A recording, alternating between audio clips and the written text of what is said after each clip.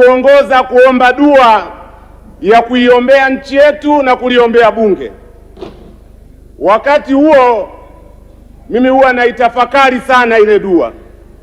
Dua ile imejaa maombi mengi, lakini sehemu inayonipa tafakuri kubwa ni pale ambapo tunamuomba Mwenyezi Mungu atujalie tuweze kujadili kwa dhati ili tulete manufaa kwa watu wote na ustawi wa taifa letu.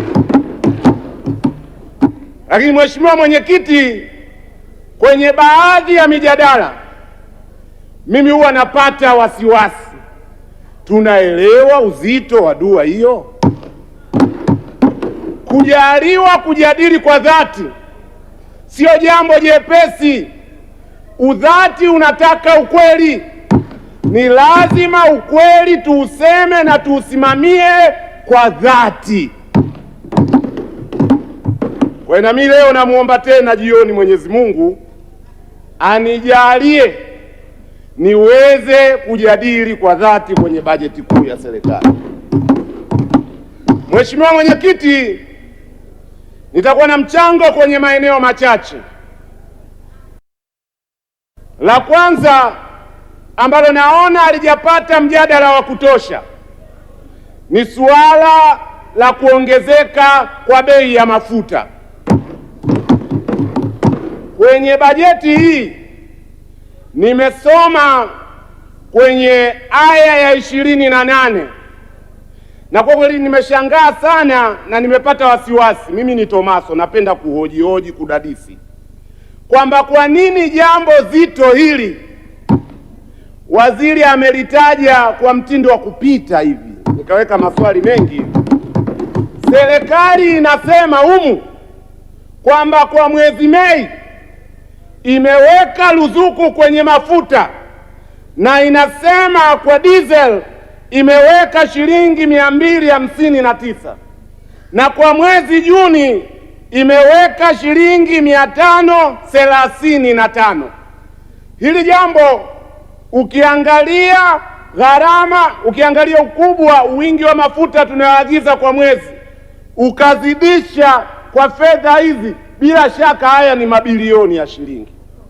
Lakini waziri wa fedha ameitaja kwa jumla hivi. Mimi ninapata mashaka mpaka pale nitapopata taarifa za nyongeza, mpaka nijibiwe maswali matatu. Ni fedha kiasi gani serikali imeziingiza kama ruzuku kwenye mafuta? Swali la kwanza.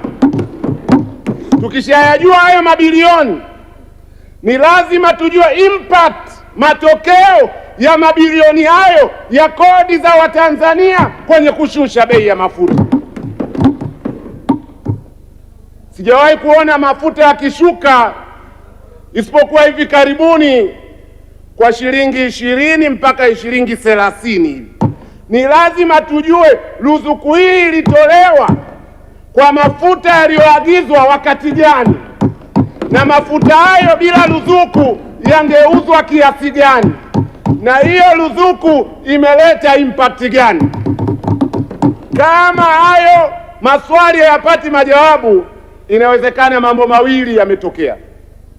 Jambo la kwanza, inawezekana kwa sababu baadhi ya wabunge tulitoa rai serikali iondoshe tozo kwenye mafuta, na tulitoa rai serikali iweke ruzuku. Inawezekana tunapewa ahadi hiyo kwenye makaratasi peke yake. Hilo linawezekana. La pili linalowezekana, taarifa Mheshimiwa Mwenyekiti. La pili linalowezekana, na tulipata uzoefu kwenye pamba, serikali iliweka ruzuku kwenye pamba. Mheshimiwa Ado, namuona Mheshimiwa Matiko amesimama, anataka kutoa taarifa. Mheshimiwa Mwenyekiti, nimesimama tu kumpa Mheshimiwa Ado taarifa alipokuwa anajaribu kuelezea kwenye ibara ya 28 kwamba ilitolewa ruzuku ya 259 Mei kwa lita, lakini na 535 Juni kwa lita. Lakini nampa taarifa kwa sababu ameitamezi vitu viwili. Kwanza akataka serikali iwe imeshatoa ni kiasi gani kinaweza kutumika, na akataka amekoti na Juni ambayo bado tuko nayo, na tunajua ametoa ruzuku kwa Juni hiyo 539. Consumption yake itajulikana mwisho wa mwezi Juni kuweza kujua ni lita ngapi ambazo zimetumika so far, ili waweze kucalculate based on lita ambazo zimetumika na ile ruzuku ambayo serikali imetoa kwa lita. Lakini pili, nimkumbushe tu kwamba nahisi ni ulaghai kwa serikali. Moja tu kwa mujibu wa shikamani. Ni moja hiyo. Amesema ni ulaghai kwa serikali kutoa ile ruzuku. Huko nyuma sio kipindi hichi ishawahi kutokea kama hivi na serikali ikatoa ruzuku kwenye mafuta na Watanzania wote wanajua. Asante sana. Mheshimiwa Ado Shaibu Ado, naipokea taarifa hiyo kutoka kwa Esther Matiko. Mheshimiwa Esther Matiko anajaribu kutekeleza wajibu ambao sio wake. Ngoma ya mafuta ni ngoma mzito. Uwanja wa mafuta ni uwanja ambao usipokuwa makini ni uwanja wa magenge ya cartels. Hapa tunazungumza Mheshimiwa Ado, ni swala la kuipokea au kutoipokea na kuendelea na mchango wako. Waziri yuko hapa, waziri wa fedha yupo, waziri wa nishati yuko pale. Maswali yajibiwe kwa kina. Ruzuku ya Mei na ruzuku ya Juni, tupate taarifa kamili. Serikali itakuja kuwainda hapa, itaeleza hoja yake. Na nilikuwa natahadharisha, tunao uzoefu wa ruzuku miaka ya nyuma kwenye pamba. Tusipokuwa makini na tukaoji maswali kama haya, kwenye pepa utaambiwa ruzuku imetolewa, kwenye uhalisia itaingia kwenye mikono na mifuko ya watu wachache. We must argue, lazima tuoji. La pili, maki ndio chachelewa hapa. Kwa hiyo eneo la pili, serikali tunafahamu nia ya kulinda viwanda vya ndani na kukusanya mapato, lakini tuangalie sekta zinazowagusa wanyonge wengi. Nitazitaja tu sekta mbili. La kwanza, sielewi serikali ya Chama cha Mapinduzi ina ugomvi gani hivi karibuni na wavuvi, sielewi. Nilivyoisoma hii naona tax measures nyingi ambazo zinaenda kuathiri sekta ya uvuvi. Natoa rai tu review kodi zetu na tozo kwenye nyavu na tuangalie impact yake kwenye uvuvi. La pili, sielewi serikali ya Chama cha Mapinduzi ina ugomvi gani na bodaboda. Maana yake usajili wa pikipiki gharama imeongezeka 90 mpaka 1,500,000. Kuagiza pikipiki 5%. Sijui ili mradi tozo juu ya tozo itaenda kuwa na impact kwa sekta ya bodaboda. Eneo la mwisho nataka kuchangia. Taarifa Mheshimiwa Mwenyekiti. Nimalizie Mwenyekiti, kengele yangu. Taarifa.